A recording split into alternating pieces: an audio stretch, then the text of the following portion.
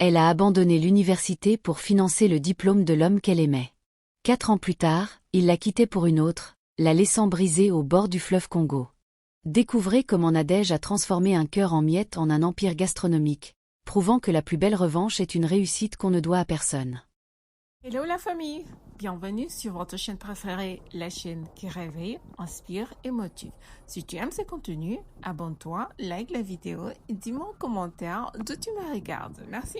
À Kinshasa, dans les ruelles poussiéreuses du quartier Matongé où les rêves se vendent au prix du pain, une jeune femme nommée Nadège allait apprendre la leçon la plus cruelle de sa vie. Mais comme toutes les grandes histoires de résilience, la sienne ne s'arrêterait pas aux larmes. Elle commencerait vraiment là où la plupart des contes d'amour s'achèvent, dans les décombres d'un cœur brisé, pour renaître plus forte, plus belle, plus libre. Nadège avait 22 ans quand elle rencontra Patrick lors d'une soirée étudiante à l'université de Kinshasa. Elle étudiait la comptabilité en 2e année, lui finissait son cursus en génie civil. Il était beau, ambitieux, et parlait de l'avenir avec une conviction qui faisait briller ses yeux comme des étoiles dans la nuit congolaise. Il voulait construire des ponts, des routes, des infrastructures qui changeraient le visage du pays. Nadège, elle, voulait simplement être aimée. Elle avait grandi sans père, élevée par une mère couturière qui cousait des pagnes jusqu'à tard dans la nuit pour joindre les deux bouts. L'amour lui semblait être ce luxe inaccessible dont parlaient les chansons de Koffi Olomidé à la radio. Leur histoire débuta comme un feu de brousse en saison sèche, rapide et dévorant. Patrick savait parler aux femmes. Il connaissait les mots qui font fondre les résistances, les gestes qui font battre les cœurs. En 3 mois, Nadège était amoureuse. En 6 mois, elle vivait avec lui dans une petite chambre du quartier Lamba, partageant un matelas mince sur un sommier grinçant, mangeant du fufu et des haricots presque tous les soirs. Mais elle était heureuse. L'amour, pensait-elle, rendait tout supportable. C'est au cours de la 3e année de Patrick que les choses changèrent. Son père, un petit fonctionnaire de Kisangani, tomba malade.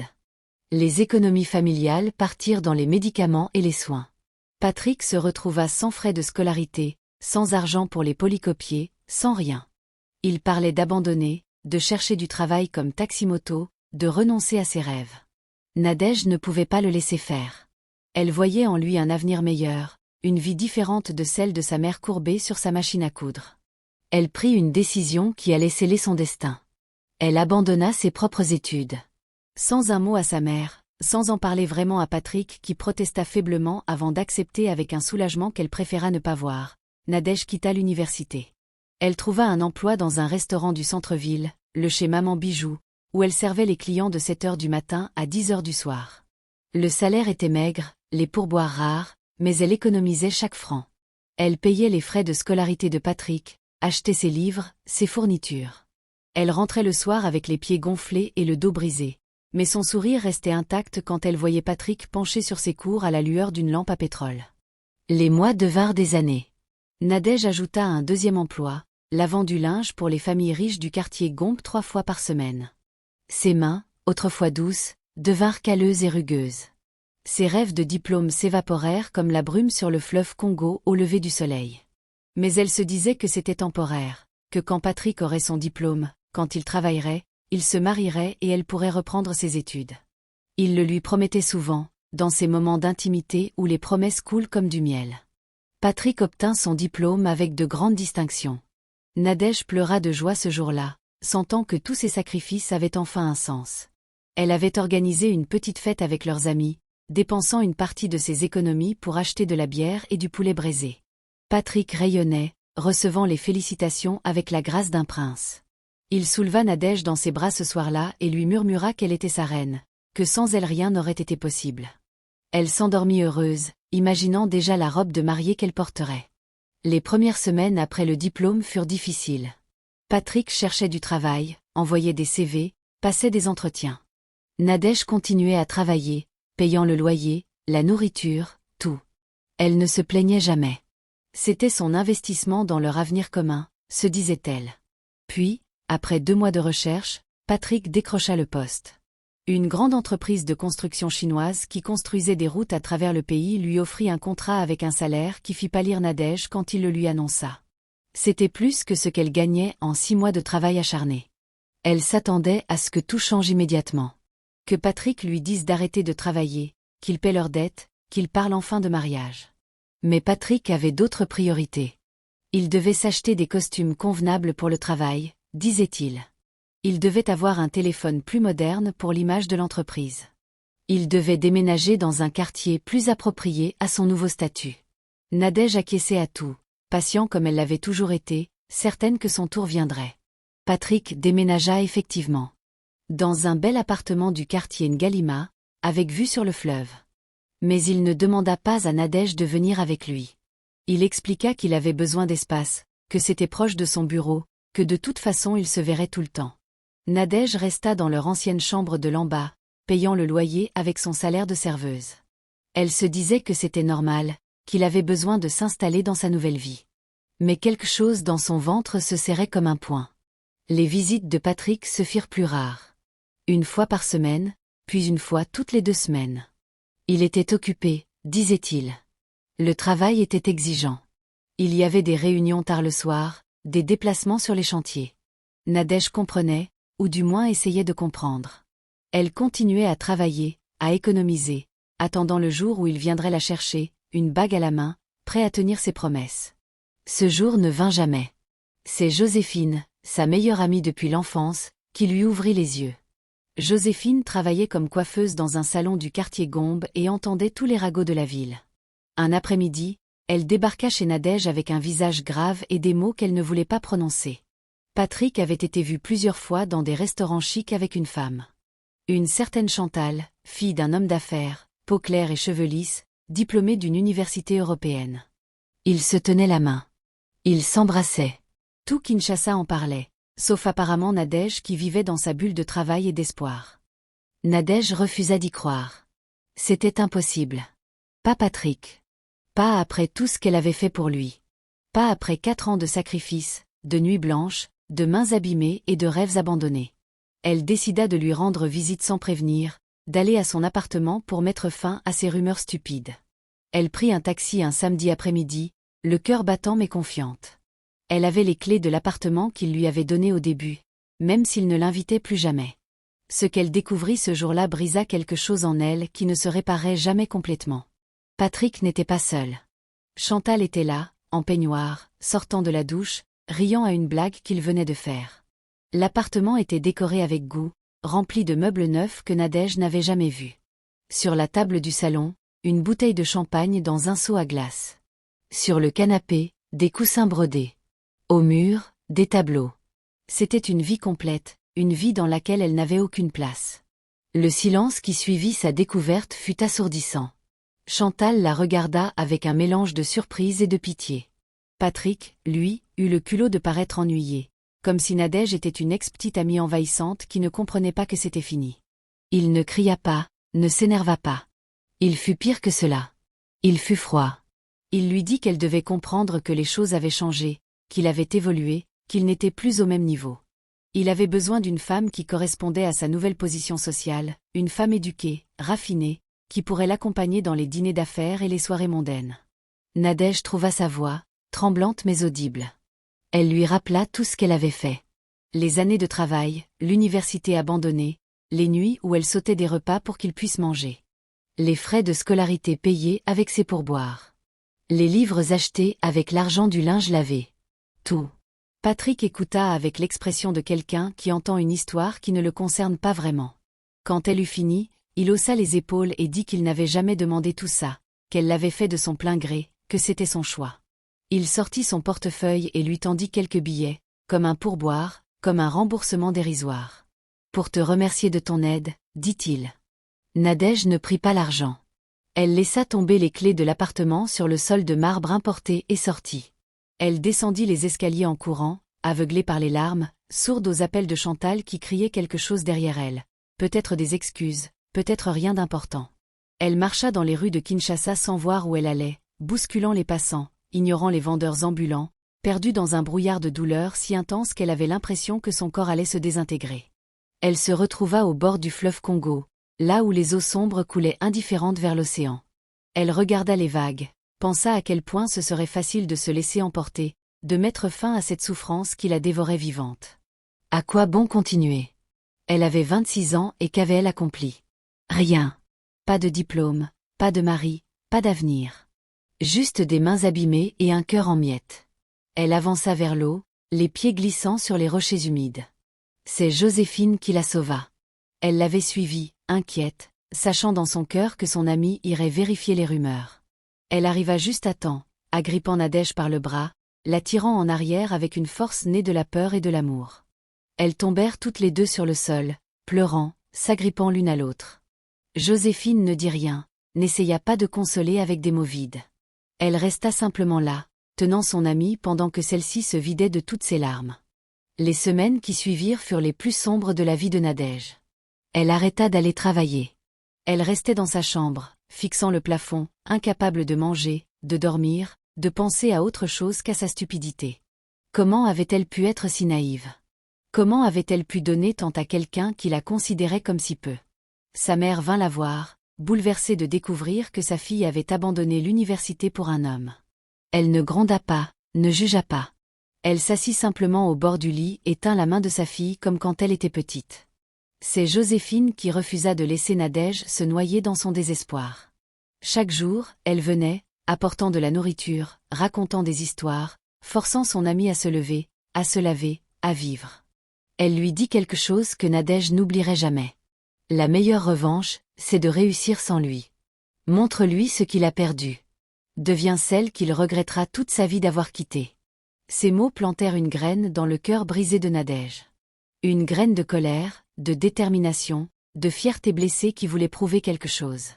Non pas à Patrick, elle s'en rendrait compte plus tard, mais à elle-même. Elle décida de se relever. Lentement, douloureusement, comme quelqu'un qui apprend à marcher après un accident. Elle retourna travailler au restaurant. Mais cette fois, elle travaillait avec une intention différente. Ce n'était plus pour quelqu'un d'autre. C'était pour elle. Elle économisait chaque franc, non plus pour payer les études d'un homme, mais pour construire son propre avenir. Elle passait ses soirées libres à lire, à apprendre, à se former. Elle empruntait des livres sur l'entrepreneuriat à la bibliothèque, regardait des vidéos sur Internet dans les cybercafés, absorbait toute connaissance comme une éponge. Nadège observait. Au restaurant, elle voyait les clients riches, les hommes d'affaires, les expatriés.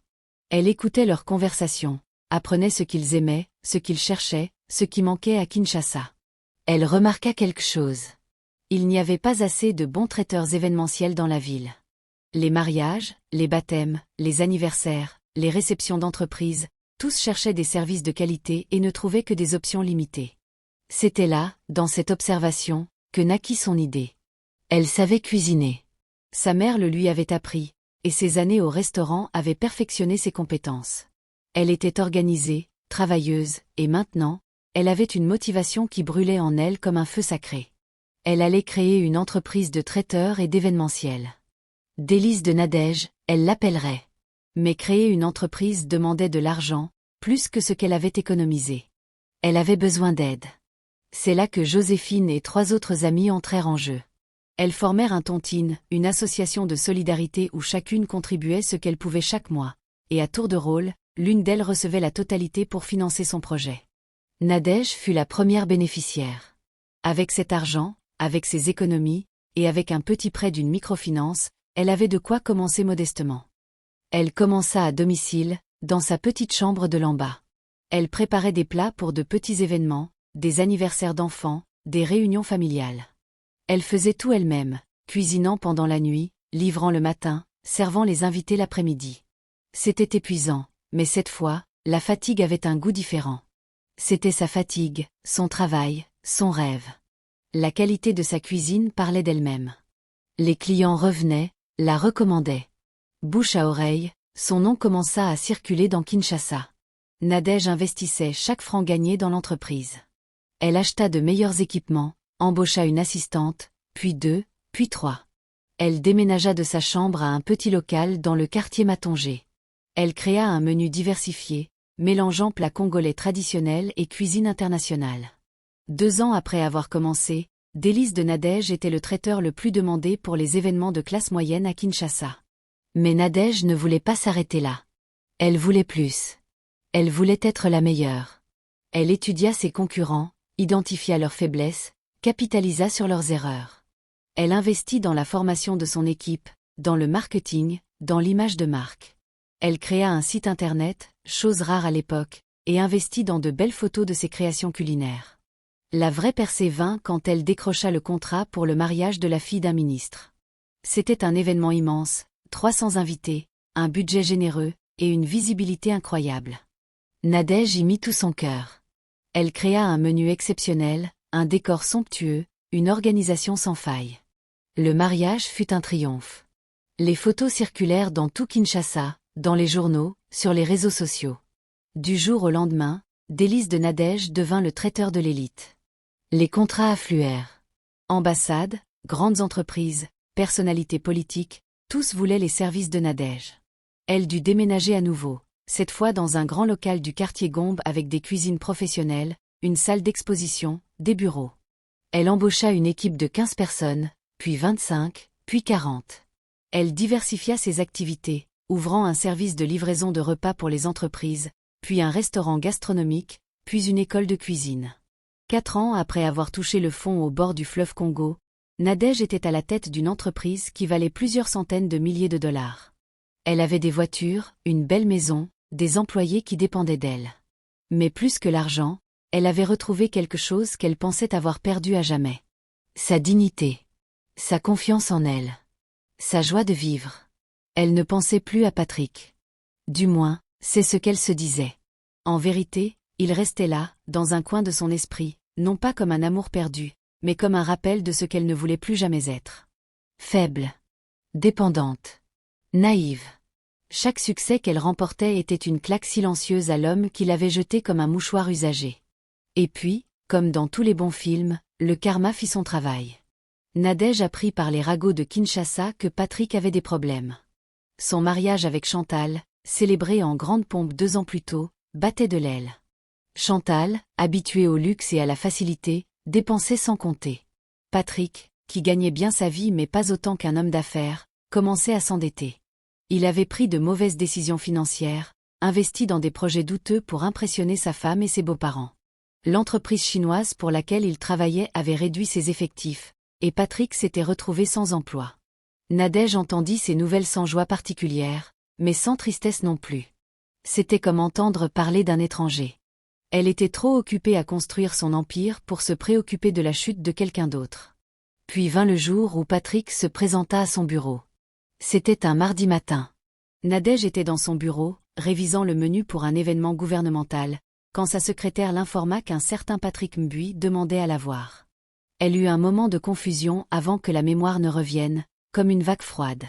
Patrick. Son Patrick. Enfin, l'homme qui avait été son Patrick il y a longtemps, dans une autre vie. Elle hésita. Une partie d'elle voulait le chasser, lui dire d'aller au diable. Mais la curiosité était plus forte. Elle voulait voir. Voir ce qu'il était devenu. Voir ce qu'il voulait. Alors elle dit à sa secrétaire de le faire entrer et attendit, le dos droit, les mains posées calmement sur son bureau en acajou importé. L'homme qui entra n'était plus le Patrick brillant et arrogant qu'elle avait connu. Celui-ci avait les épaules voûtées, le costume froissé, les chaussures usées. Il avait vieilli, les cheveux grisonnants aux tempes, le visage marqué par ce qui ressemblait à du stress et des nuits blanches. Il s'arrêta en la voyant, et quelque chose passa dans ses yeux. De la surprise. De l'admiration. Du regret. Nadège était radieuse. Vêtue d'un tailleur élégant, les cheveux coiffés à la perfection, maquillée avec goût, elle incarnait le succès. Elle ne dit rien, se contentant de le regarder, attendant qu'il parle. Patrick bégaya des salutations, des compliments sur son bureau, son apparence, sa réussite. Il avait entendu parler d'elle, bien sûr. Tout Kinshasa parlait de Délice de Nadège. Il était fier d'elle, disait-il. Il avait toujours su qu'elle était spéciale. Nadège écoutait sans expression, ses yeux froids comme des pierres. Puis Patrick arriva à la raison de sa visite. Il avait des difficultés financières. Temporaires, bien sûr, se hâta-t-il d'ajouter. Juste un mauvais passage. Il avait besoin d'un prêt. Pas beaucoup, juste de quoi rembourser quelques dettes urgentes, de quoi se remettre sur pied. Et qui mieux que Nadège pour l'aider? Après tout, ils avaient une histoire commune. Elle comprendrait. Le silence qui suivit fut long. Nadège le regarda, vraiment le regarda, et vit enfin clairement ce qu'il était. Un homme petit. Pas physiquement, mais dans son âme. Un homme qui prenait mais ne donnait jamais. Un homme qui utilisait les autres comme des échelles pour grimper et les jeter une fois arrivé en haut. Un homme qui revenait vers ceux qu'il avait blessés seulement quand il avait besoin d'eux.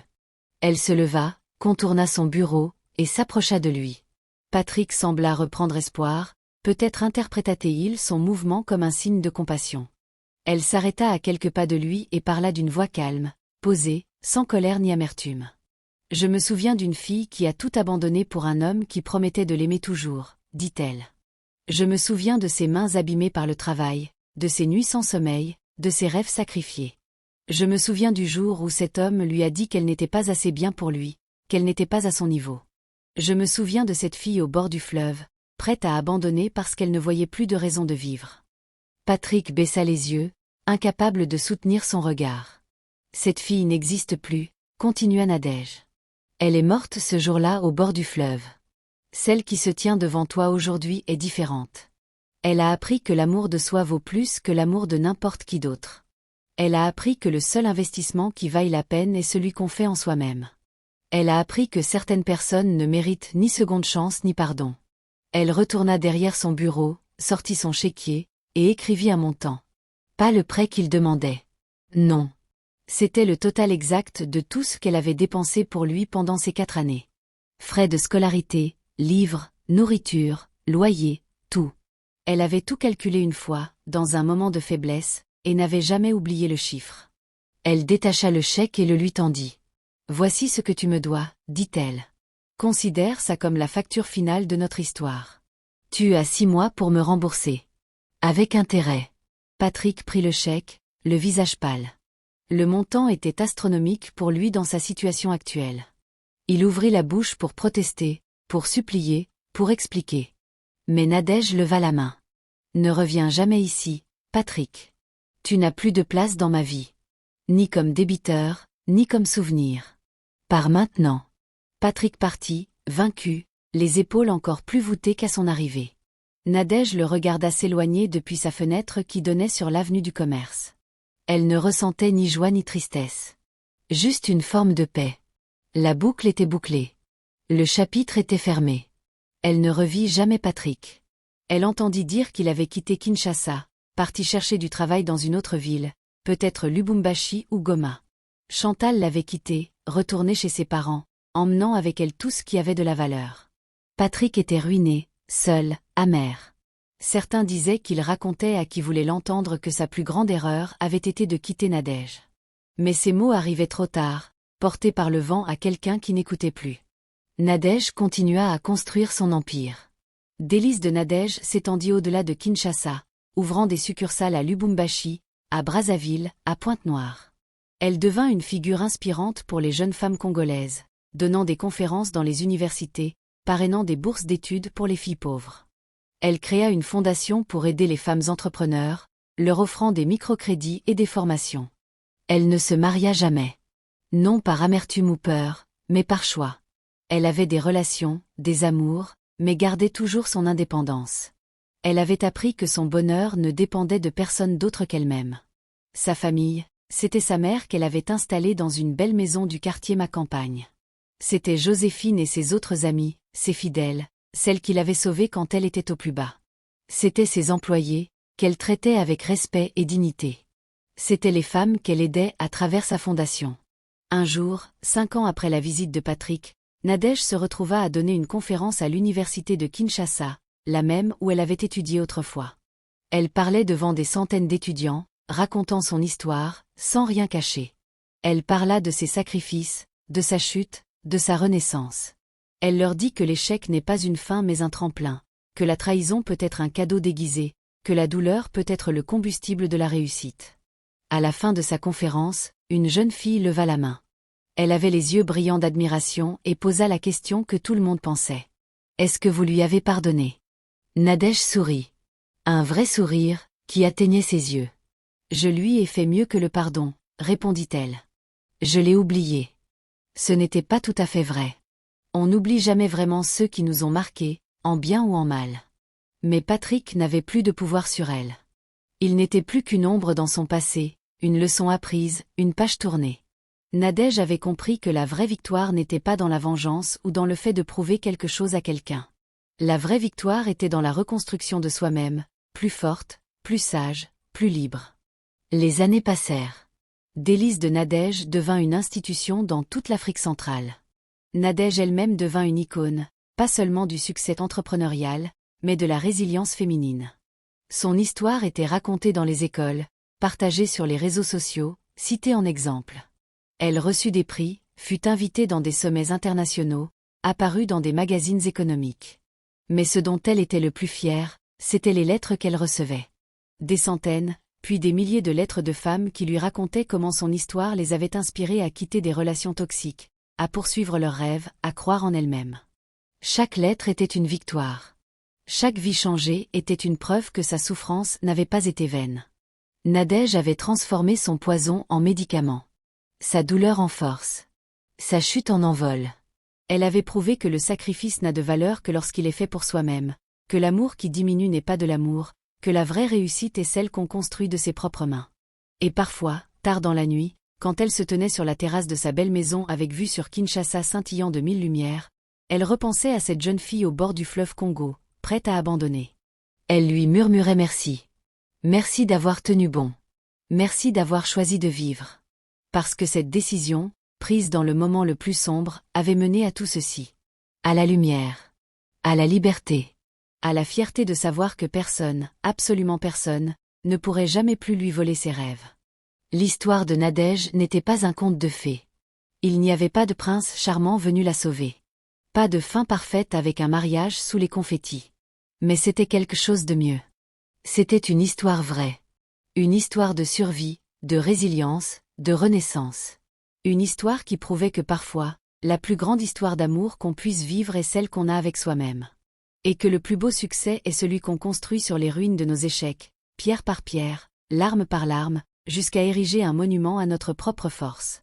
À Kinshasa, dans les ruelles poussiéreuses du quartier Matonge où les rêves se vendent au prix du pain, on raconte encore l'histoire de la fille qui est tombée au plus bas et qui s'est relevée pour toucher les étoiles.